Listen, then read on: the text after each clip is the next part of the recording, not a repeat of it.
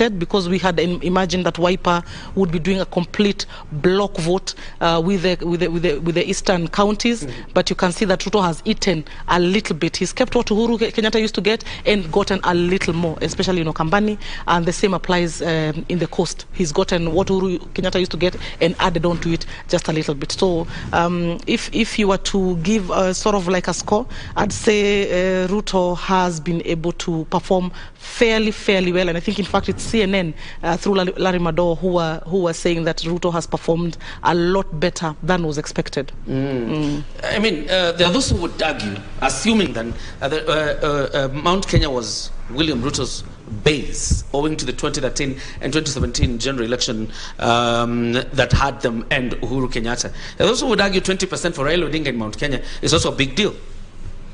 Well, I think 20% for Mr. Odinga in Mount Kenya is huge. Only that it will have been huge, I mean, it will have been more significant if the turnout will have been high. But the mere fact that Mr. Odinga can raise even beyond 5% in Mount Kenya, that's huge. I mean, he has never gotten any numbers close to 10% in Mount Kenya. But as my sister has said, the deputy president had made a lot of inroads in what was traditionally Mr. Odinga's strongholds. He made strong inroads in Western Kenya.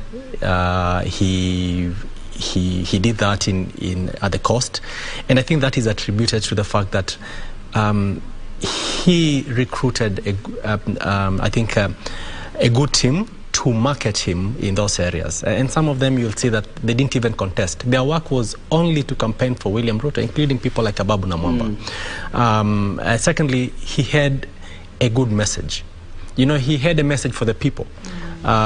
He was talking about things that the ordinary mwananchi can relate to. He's not talking about building a road. He's talking about putting food on your table.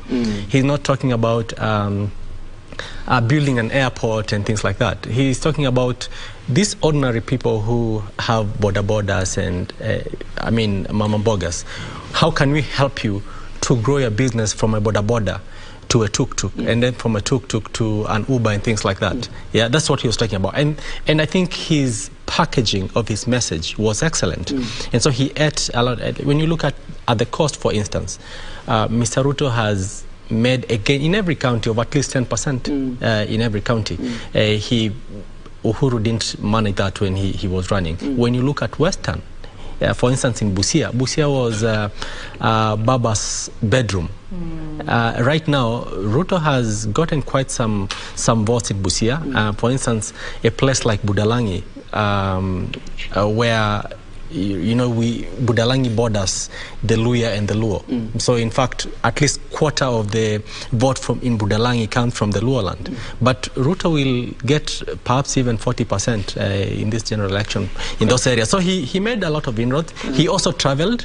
I think he was prepared from the word go that he wanted to be the president. He didn't like the previous vice presidents who are waiting to be perhaps endorsed. Ruto knew exactly what he wanted. And so he went out there from the word go. He started selling himself, and he didn't shy off. He told people, I want to be the president. So when this thing comes, please consider me. And I think people listen to his message, people related to it, and people have considered him. All right. Before we throw it to Victor, because you were the one who was talking about Martha Karua, and if you look at the delivery of the vote, that probably she came below par. And there's been, argument on social media that probably Kalonzo Musyoka was still the best bet for Raila Odinga in terms of running mate. So in terms of running mate with getting Kalonzo, if you look at 20% of Mount Kenya, it's a lot more than keeping the entirety, like whatever percentage of votes Raila has lost in Ukambani is completely neutralized by a marginal gain in Mount Kenya, just because of the scale of the numbers, the sheer scale of numbers in Mount Kenya. So when you look at it in terms of absolute numbers, the losses in Ukambani are easily absorbed by the gains in Mount Kenya. And I think that's the rationale that was made. The other thing it did, it put momentum into Raila Odinga's campaign. If Martha Karua was not on the ticket, Raila was almost not in contention. that Ruto would have won with an overwhelming majority, I believe, across all regions. What the Martha Karua effect did, it gave that campaign impetus. And in fact, I think for a whole month, UDA was struggling. In around May, if you look at even in their own internal polls, they will tell you around May things were thick for UDA because of the injection of Martha Karua into the ticket. In fact, I was telling somebody, if Martha Karua or our laws allowed, if Martha Karua had been announced, let's say, in mid-July, and our elections were first week of August, Raila Odinga would have taken it hands down. So there was that. The optics were quite good. The optics were very, very good, and it had this novelty. It was a novel idea. Before people got time to interrogate it, and before certain other mistakes were made after, in the campaign, there was that appeal that the ticket suddenly immediately got. And I think even if you look at Martha Karua's, if you look at Martha Karua's delivery, perhaps that's another parameter to look at as opposed to just numbers. You can look at that effect that she created on the ticket and put some energy into Raila Odinga's candidature. All right. Victor, you're going to take us to Lamu? Of course, before we go to Lamu, let me just also give Jen and Mark here time to respond to the same question that you've asked. Perhaps, Jen, you can take it away. Okay, the question about, the inroads of the DP and the Azimio team, inroads. Yes, I think coming from Central Kenya myself, actually, I would say that this is a big win for Raila to have had a lot of votes coming from the Central Kenya. And I would say that the campaign that the president has really done for him, for that particular region, has really worked well for him.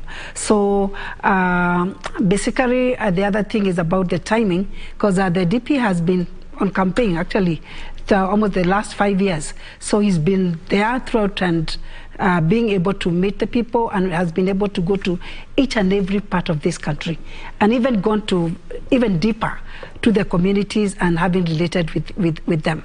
And then the other aspect was the aspect of getting the agendas of their manifesto from the people. I think that's, again, enabled them to really get in touch with their local people and